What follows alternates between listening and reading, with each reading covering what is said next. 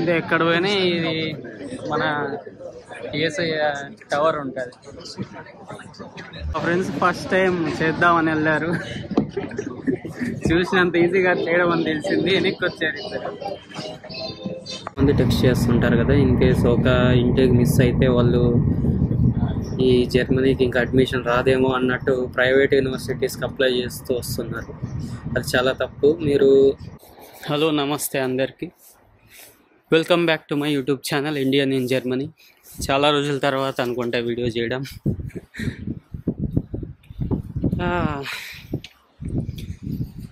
ఈరోజు Wednesday work లేదు, college లేదు కాబట్టి ఈరోజు కొలోన్ క్రిస్మస్ మార్కెట్కి వెళ్ళడానికి ప్లాన్ చేశా.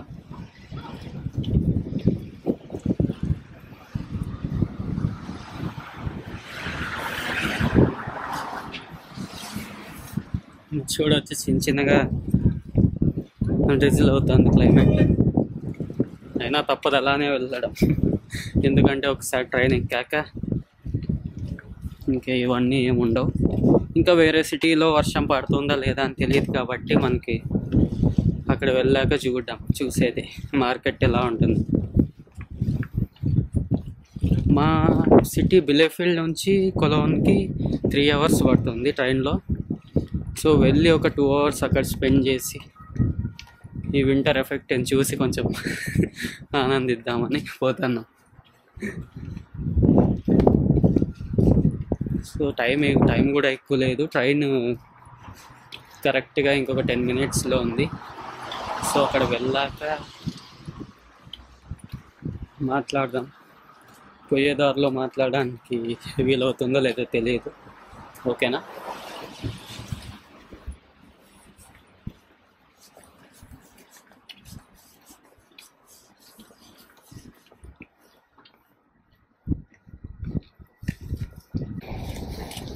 వింటర్ ఎఫెక్ట్ అంటే ఇదే. చెట్టు ఒక్కాకు కూడా లేదు. ఇప్పుడు మా పరిస్థితి ఎలా ఉందంటే, కిక్ సినిమాలో ఒరే ఆజాము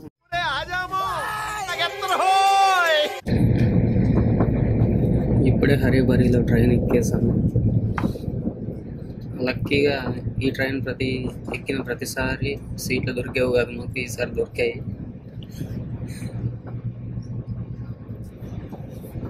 చూద్దాం. ఇక్కడ నుంచి 3 hours జర్నీ. మిడిల్లో ఏమైనా మాస్టర్స్ గురించి ఇలాంటివన్నీ మాట్లాడుకున్నాం జర్నీలో. ఎందుకంటే వీడియోనే 2 వారాలకు ఒకటి, వారానికి ఒకటి వస్తుంది కాబట్టి ఈ వీడియోలోనే ఇలాంటి డౌట్స్ అన్ని కవర్ చేసుకున్నాం. ఇప్పుడు యూట్యూబ్లో నాకు చేసిన కామెంట్స్ చేస్తారు కదా, అందులో నా డౌట్స్ని క్లియర్ చేస్తాను. కొంతమంది any video about your college and it's entrances అంటారు. సో మా కాలేజ్ నేమ్ వచ్చి టెక్నిషే హోషులే ఓస్ట్ వెస్ట్ఫాలెన్ లిప్పే, షార్ట్కట్లో TH చౌల్ అంటారు. సో వాటికి ఎంట్రన్స్ ఎగ్జామ్ అంటూ ఏమీ లేదు.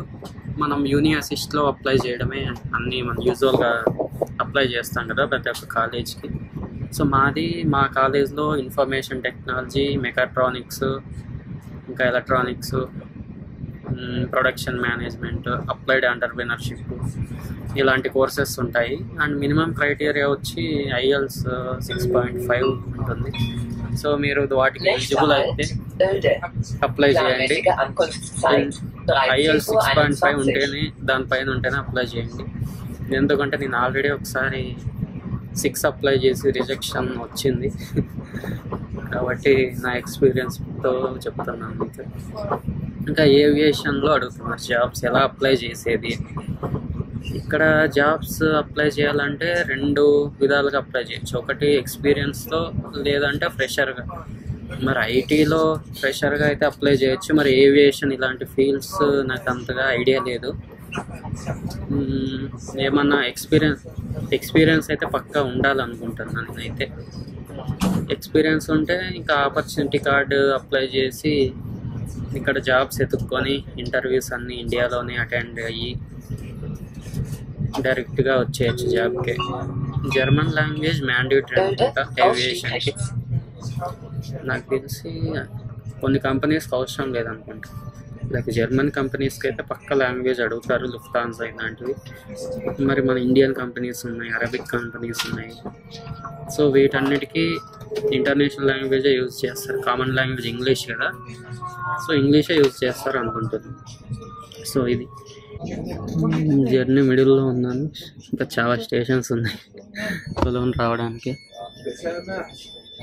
చూడండి మీరే, ఏదో ఓల్డ్ డే అంట. వింటర్లో ఇంకా ప్రతి ఒక్క చెట్లు అనేది అన్ని అంతరించిపోయి ఉంటాయి. ఆకులు ఉండవు, ఓన్లీ కొమ్మలు మాత్రమే మిగిలిపోయి ఉంటాయి.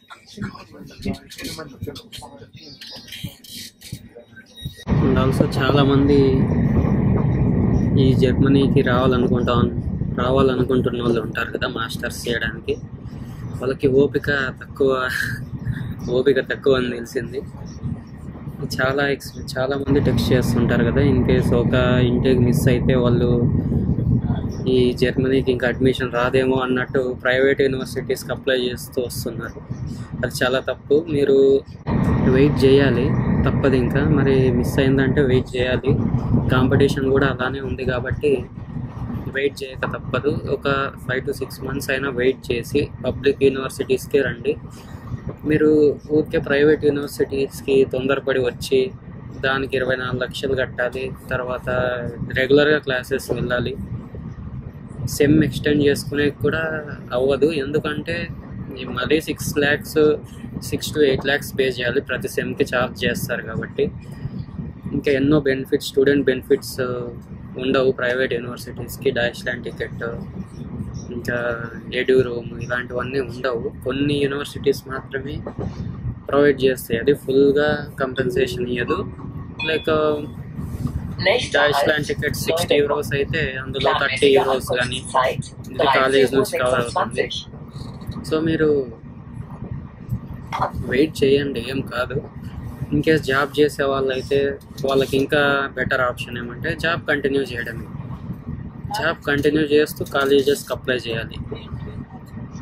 లేదంటే మాస్టర్స్, మీరు మాస్టర్స్ ఎందుకు చేస్తున్నారా అన్నది ఆలోచించండి. జాబ్ కోసమా లేదా మీ డిగ్రీ కోసమా అనేది ఒకసారి ఆలోచించి, ఇన్ కేస్ జాబ్ కోసం అయితే మీరు ఇండియాలోని జాబ్ చేస్తుంటే దాన్ని 2 years వరకు కంటిన్యూ చేసి 2 years ఎక్స్పీరియన్స్తో మీరు ఆపర్చునిటీ కార్డుకి అప్లై చేసుకోవచ్చు. అది ఇంకా మంచి ఆప్షన్. లేదు డిగ్రీనే కావాలి మాకు అంటే ఇంకా మీరు బ్యాచిలర్స్ అయిన వెంటనే కూడా అప్లై చేసుకొని వచ్చేయచ్చు. కానీ మీరు ఎక్స్పీరియన్స్ చేసి వస్తే బెటర్, ఎందుకంటే ఒక కంపెనీ ఎలా నడుస్తుంది, కంపెనీలో ఒక్కొక్కరు ఎలా పనిచేస్తారు, మన టీం ఎలా ఉంటుంది, ఇటువంటి విషయాలన్నీ తెలుసుకుంటే మనకు మాస్టర్స్ చదువుతున్నప్పుడు మనం ఎన్నో ప్రాజెక్ట్స్ చేయాల్సి వస్తుంది, రీసెర్చ్ పేపర్స్ చేయాల్సి వస్తుంది, రిపోర్ట్స్, సైంటిఫిక్ పేపర్స్ ఇలాంటివన్నీ చేయాల్సి ఉంటుంది. కాబట్టి మీకు క్లియర్గా ఐడియా ఉంటుంది. సో ఇది దీని గురించి. ఎవరికి తొందరపడి జర్మనీకి వచ్చేయద్దండి. ఇంకా అన్నీ మన మంచిగా అనుకోండి, రిజెక్షన్స్ వచ్చినా కూడా ఏదో ఒకసారి అయితే వస్తుంది పక్కాగా. మొత్తానికి కొలోన్కి వచ్చేసాము. మేము వచ్చేలోపు వెదర్ అంతా చల్లగా ఉంది, బయట అంతా. ఇంకా లైట్ మొత్తం తగ్గిపోయింది. ఇక్కడే ఉంది చర్చ్.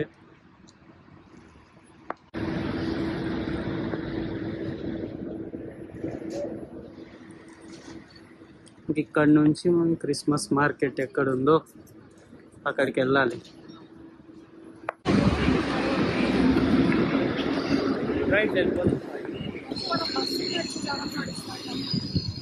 ఇప్పుడు క్రిస్మస్ మార్కెట్కి అయితే వెళ్తున్నాం. అక్కడికి వెళ్ళాక స్కేట్ పార్క్ ఉంటే అందులో వెళ్ళి చూపిస్తాను ఇలా. అందరూ చాలా బాగుంది అంటుంటారు, అందుకే వచ్చాం. నాతో పాటు ఇంకొక 3 ఫ్రెండ్స్. ఆ రోజు వర్షం పడి చూపించలేకపోయాను, కానీ ఈరోజు వచ్చినా కూడా లాభం లేదు, అంతా మొబ్బు ఉంది. చూడండి పైన కూడా కొంచెం మొబ్బైనా కూడా ఫోటో కుదరట్లేదు. సో క్రిస్మస్ మార్కెట్కి ఎంటర్ అవుతున్నాం.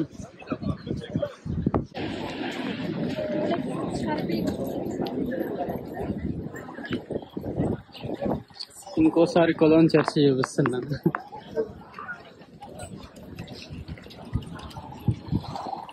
ఇది హౌఫ్బాన్హాఫ్.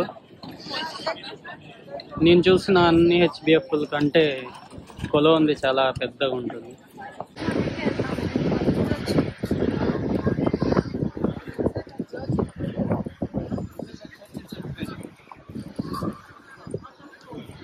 చర్చ్ అలా ఉంది. ఇప్పుడు లోపలికి పోదామా మరి? ఈ స్కేటింగ్ కనపడే లోపు మొబ్బు అయిపోయి అన్ని షాపులు మూసేసుకుంటారు.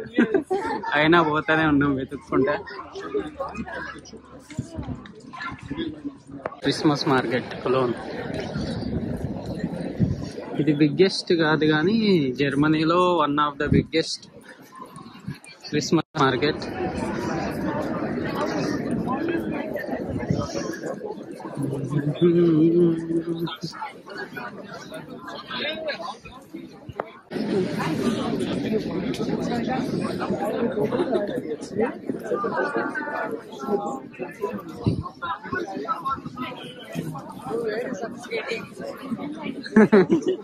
This is skating in between humans. Vamshi ఎక్కడ పోయా?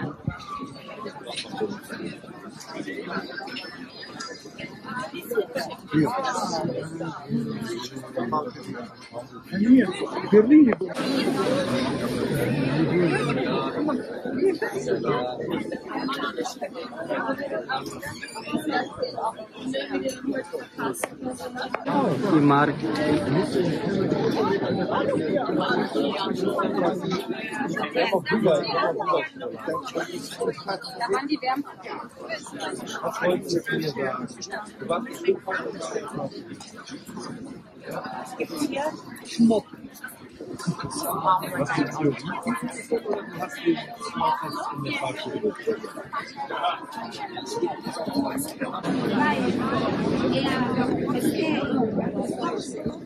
ఇదేనా?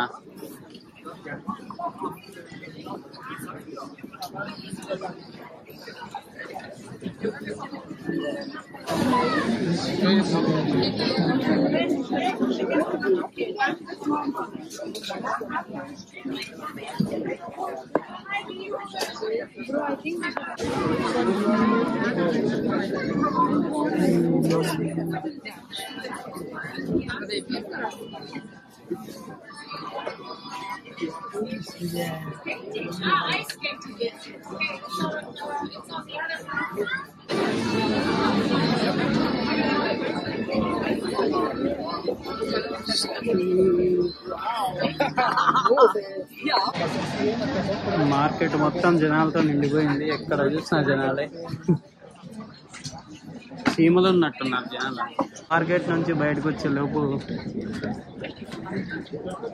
ఇంతసేపు అయింది.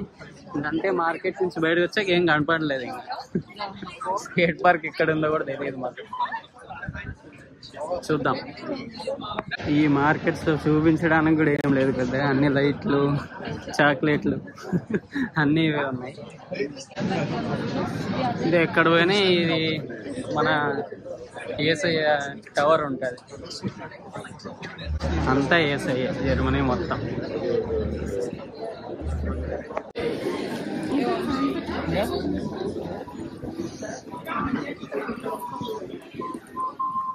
జర్మనీలో క్రిస్మస్ వచ్చిందంటే ఇంకా బీర్లై బారుతాయి. అవుతా ఉంటారు. ఈ యొక్క హోటల్ అంతా బియర్లే. పెద్ద రెస్టారెంట్ మాదిరి పెడతారు బియర్. ఇంకా తాగుబోతుల ఏరియాకి వచ్చాము. అందరు ఏదో ఒకటి తాగుతుంటారు ఇక్కడ. Staple house. స్కేట్ పార్క్ వచ్చేసాము. ఏందో అనుకున్నా ఏదో గుంపులో గోవింద లాగుంటే ఇక్కడికి వచ్చాక తెలిసింది ఐస్ గడ్డల మీద పోతారంటే. If you ask me, most of the I can say.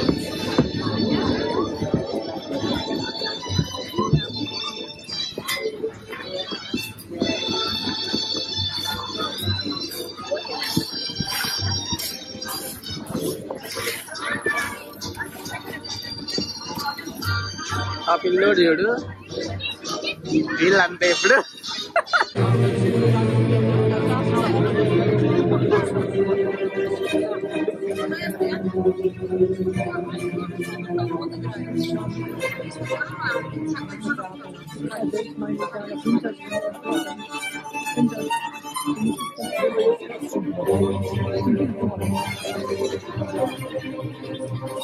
మా ఫ్రెండ్స్ ఫస్ట్ టైం చేద్దామని వెళ్ళారు. చూసినంత ఈజీగా చేయడం అని తెలిసింది, వెనక్కి వచ్చారు ఇద్దరు.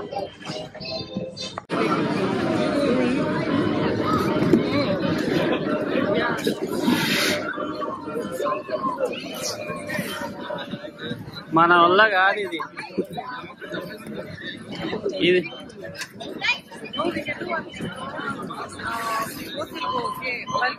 ఇక్కడ నుంచి ఒక అద్భుతం కనిపెట్టాము, Saravana Bhavan.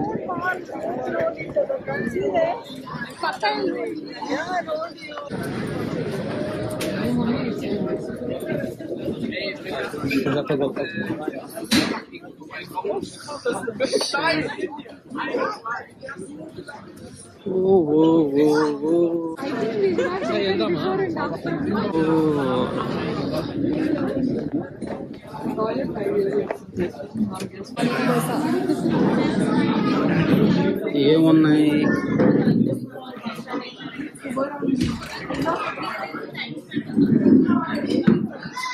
Thai gobi. Yeah, you can eat that. Garlic also.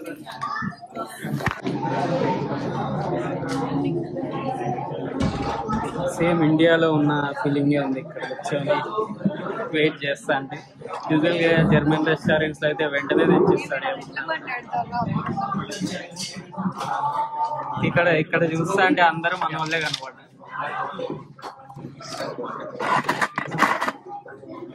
Gobi 2000 రూపాయలు.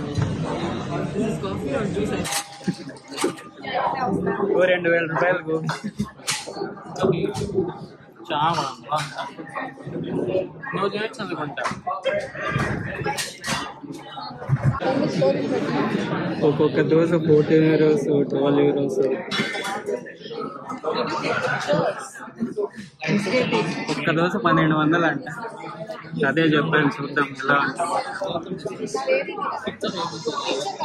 ఫస్ట్ నేను చెప్పు. మసాలా దోశ వచ్చేది నేను ఆర్డర్ చేశాను. చీజ్ మసాలా దోశ.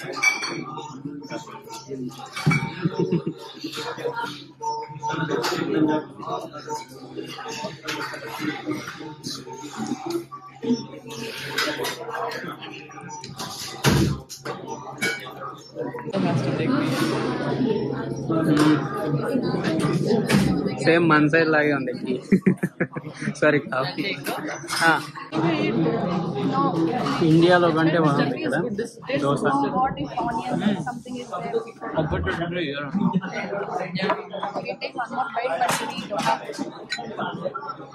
14 euros పెట్టినందుకు వర్త్.